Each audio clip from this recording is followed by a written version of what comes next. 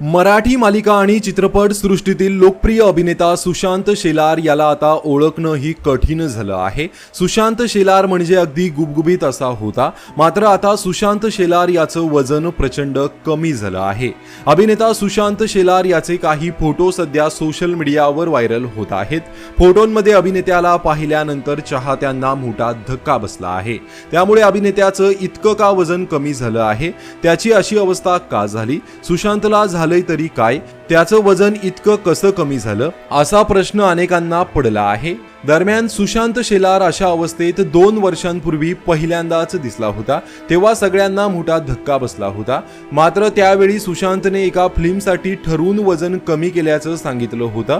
मात्र आता 2 वर्षांनंतर ही सुशांत तशाच अवस्थेत आहे आणि आता त्याने त्याच्या कमी झालेल्या वजनाबाबत एक मोठा खुलासा केला आहे।